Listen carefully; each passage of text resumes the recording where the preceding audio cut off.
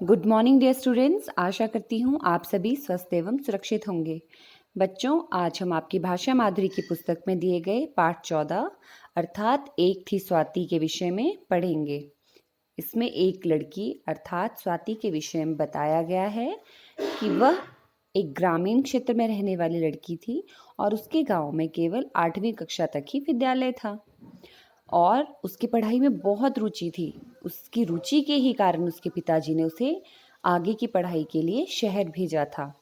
तो उसने शहर में जाकर क्या-क्या सीखा और वो पढ़ाई में उसकी लगन कैसी थी, इसी विषय में अब हम आगे पढ़ेंगे।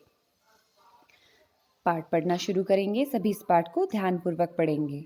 स्वाति के गांव के स्कूल में 8वीं कक्षा तक की पढ़ाई होती थी। वह पढ़ाई लिखाई में बहुत अच्छी थी। उसने गांव के स्कूल की पढ़ाई पूरी कर ली थी। उसे 8वीं कक्षा में प्रथम स्थान मिला था। उसकी पढ़ाई में बहुत रुचि थी। उसकी रुचि के कारण उसके पिता ने शहर के एक स्कूल में उसे 9वीं कक्षा में प्रवेश दिलवा दिया। प्रवेश मतलब दाखिला दिलवा दिया। स्कूल में छात्रावास था। छात्रावास अर्थात विद्यार्थियों के रहने का स्थान। स्वाति भी छात्रावास में रहने लगी। स्कूल में छात्राएं अनुशासन के साथ रहती थीं। आवश्यकता पड़ने पर लड़कियां अपनी रक्षा आप कर सकें, इसके लिए उन्हें जूडो कराटे भी सिखाए जाते। लड़कियां बहुत ध्यान से जूडो कराटे सीखती। स्वाति को जूडो कराटे सीखने में बहुत आनंद आता। कुछ दिन के अभ्यास से वह जूडो कराटे की अच्छी खिलाड़ी बन गई। वो इसलिए अच्छी खिलाड़ी बनी क्योंकि वह बहुत ही मेहनत से कार्य करती थी, वह सीखती थी। छात्रावास में प्रतिदिन सोने से पहले छात्राएं सभा भवन में इकट्ठी होकर गायत्री मंत्र का पाठ करती। इसके बाद उन्हें निडर और साहसी बनने की शिक्षा दी जाती। अन्य लड़कियों की तरह स्वाति बहुत ध्यान से सारी बातें सुनती। प्रतिदिन की ऐसी शिक्षा के कारण उसके अंदर आत्मविश्वास भर गया। दशहरा अवकाश के दिनों में वह अपने घर गई। एक दिन उसके माता पिता और छोटे भाई बहन एक संबंधी के यहाँ विवाह में गए। घर में स्वाति और उसके दादा दादी ही थे। आधी रात हो चुकी थी। स्वाति को नींद नहीं आ रही थी। उसके दादा दादी गहरी नींद में सोए हुए थे। उसे घर के आंगन में कुछ आहटें अर्थात पैरों की खटक, उसे संकट का आभास अर्थात संकेत हुआ। वह घबराई, लेकिन उसने साहस नहीं छोड़ा। मैंने पहले भी बताया था कि स्वाति एक साहसी लड़की थी, साथ ही वह एक बुद्धिमान लड़की भी थी। वह संकट से बचाव का रास्ता सोचने लगी। उसकी दृष्टि एक कोने में रखे गैस के सिलेंडर पर टिक गई। उसमें खेतों में छिड़काव करने वाली विषैली गैस भरी थी।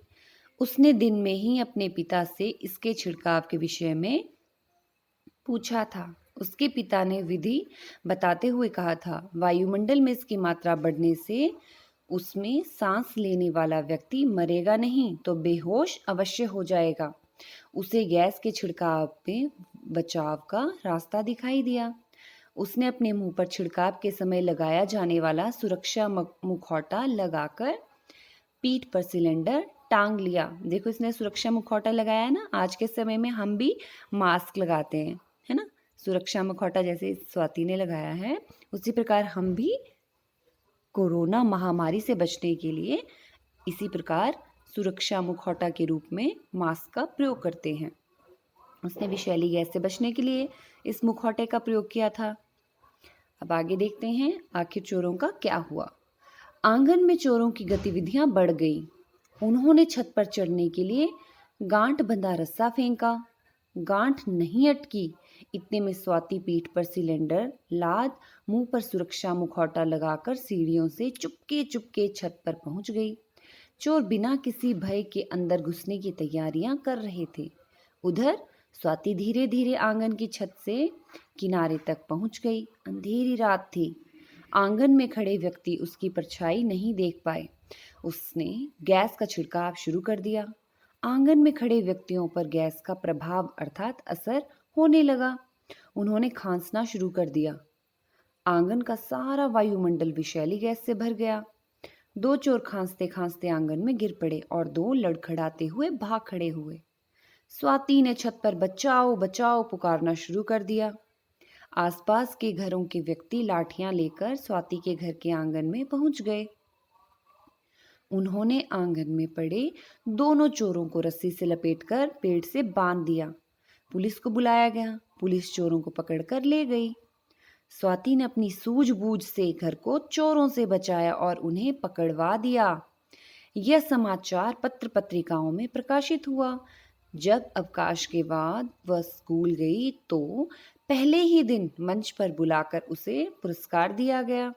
उसने पुरस्कार लेते हुए कहा, यह पुरस्कार निडर और साहसी बनने की शिक्षा का फल है।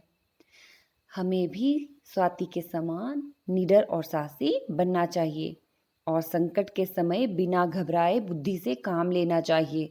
जैसे उसने चोरों से ना घबराते हुए बुद्धि से काम लिया और अपने पिताजी द्वारा बताया गया गैस का छिड़काव जो पिताजी ने दिन को बताया था, वो उसने रात को अंधेरे में चोरों पर चुपके चुपके छत पर जाकर किया, जिससे चोर बेहोश हो गए। इस प्रकार उसने उन्हें पुलिस से पकड़वा दिया। तो आज आप इस पाठ को ध्यानपूर्वक पढ़ेंगे और इसमें आए जो आपको कठिन शब्द लगे वो लिखेंगे और कुछ शब्दों के अर्थ लिखेंगे। यदि आप इस पाठ को ध्यानपूर्वक पढ़ेंगे तभी आप इसके प्रश्न उत्तर देने में सक्षम होंगे।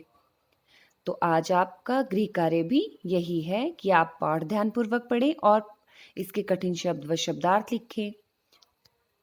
धन्यवाद। आपका दिन मंगलमय हो।